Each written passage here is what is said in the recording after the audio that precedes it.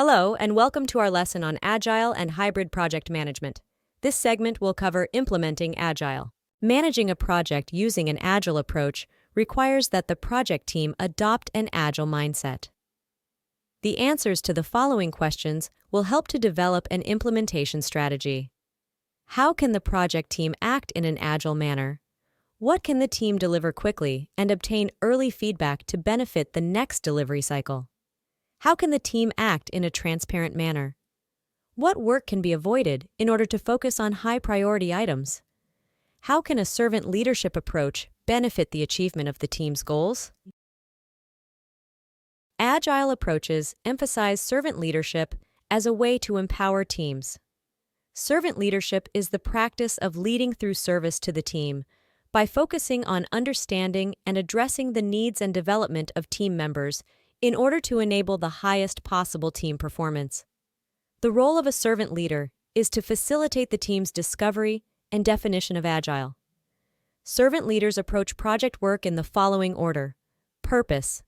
Work with the team to define the why or purpose so they can engage and coalesce around the goal for the project. People. Once the purpose is established, encourage the team to create an environment where everyone can succeed. Process. Do not plan on following the perfect Agile process, but instead look for the results. As a result, servant leaders can help their teams collaborate to deliver value faster. Servant leaders manage relationships to build communication and coordination within the team and across the organization. When project managers act as servant leaders, the emphasis shifts from managing coordination to facilitating collaboration. Facilitators help everyone do their best thinking and work. Facilitators encourage the team's participation, understanding, and shared responsibility for the team's output. Facilitators help the team create acceptable solutions. Servant leaders promote collaboration and conversation within the team and between teams. Servant leaders can have many possible titles, but what is most important is what they do. The responsibilities a servant leader may have are as follows. Educate stakeholders around why and how to be agile. Explain the benefits of business value based on prioritization, greater accountability and productivity of empowered teams, and improved quality from more frequent reviews. Support the team through mentoring, encouragement, and support. Advocate for team members, training, and career development. Help the team with technical project management activities, like quantitative risk analysis. Celebrate team successes and support and bridge building activities with external groups. The value of the project manager in an Agile project is not in their position, but in their ability to make everyone else better. When working on an Agile project, project managers shift from being the center to serving the team and the management. In an Agile environment, project managers are servant leaders, changing their emphasis to coaching people who want help, fostering greater collaboration on the team, and aligning stakeholder needs. As a servant leader, project managers encourage the distribution of responsibility to the team, to those people who have the knowledge to get work done. A core tenet in both the values and the principles of the Agile Manifesto is the importance of individuals and interactions.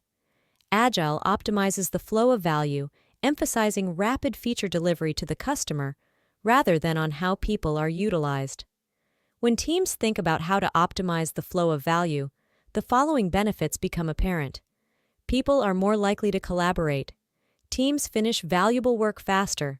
Teams waste much less time because they do not multitask and have to re-establish context. Agile teams focus on rapid product development so they can obtain feedback. In practice, the most effective Agile teams tend to range in size from 3 to 9 members.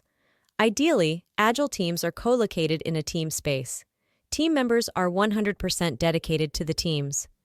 Agile encourages self-managing teams, where team members decide who will perform the work within the next period's defined scope.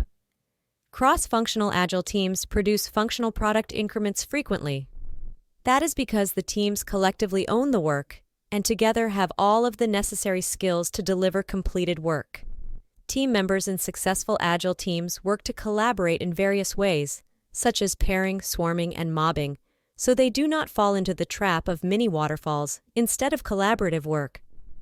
Agile projects benefit from project team structures that improve collaboration within and among the teams.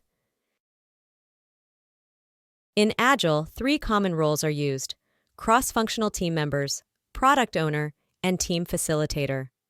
Cross-functional team members. Cross-functional teams consist of team members with all the skills necessary to produce a working product. In software development, cross-functional teams are typically comprised of designers, developers, testers, and any other required roles. The cross-functional development teams consist of professionals who deliver potentially releasable products on a regular cadence. Cross-functional teams are critical because they can deliver finished work in the shortest possible time, with higher quality, without external dependencies. The product owner is responsible for guiding the direction of the product. Product owners rank the work based on its business value. Product owners work with their teams daily by providing product feedback and setting direction on the next piece of functionality to be developed and delivered. The product owner works with stakeholders, customers, and the teams to define the product direction. In Agile, the product owners create the backlog for the team. The backlog helps the teams see how to deliver the highest value without creating waste. A critical success factor for Agile teams is strong product ownership. Without attention to the highest value for the customer, the Agile team may create features that are not appreciated or otherwise insufficiently valuable, therefore wasting effort. The third role typically seen on Agile teams is of a team facilitator, a servant leader. This role may be called a project manager, scrum master, project team lead, team coach, or team facilitator. All Agile teams need servant leadership on the team. People need time to build their servant leadership skills of facilitation, coaching, and impediment removal. Initially, many organizations invite external Agile coaches to help them when their internal coaching capability is not yet fully developed. External coaches have the advantage of experience, but the disadvantage of weak relationships in the client organization.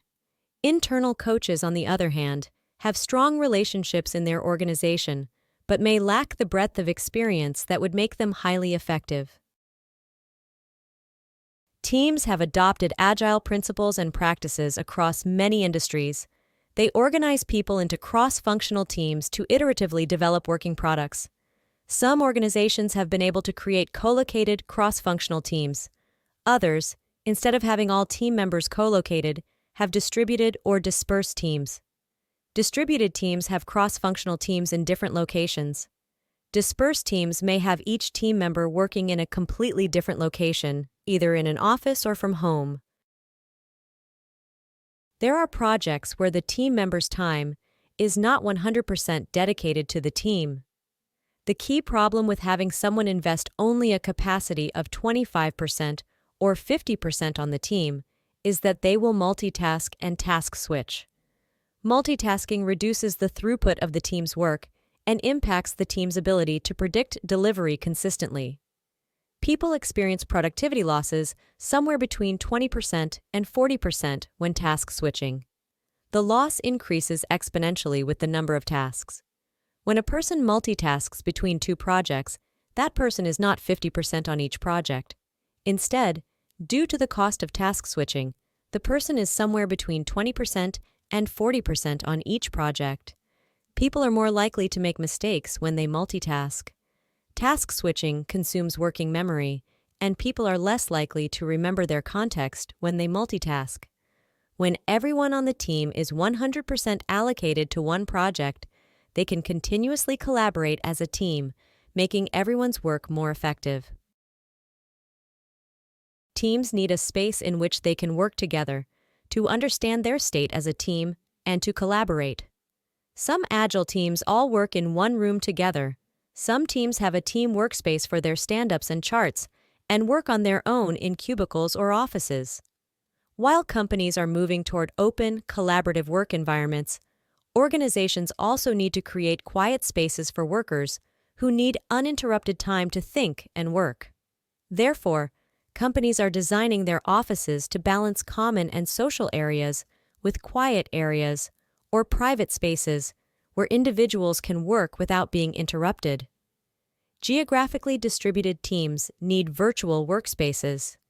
In addition, getting the team together in person at regular intervals is important so the team can build trust and learn how to work together. This is the end of this segment of our lesson. In the next segment, we shall discuss delivering in Agile environment. This course is presented to you by South Europe College. Thank you for listening, and see you on our next segment.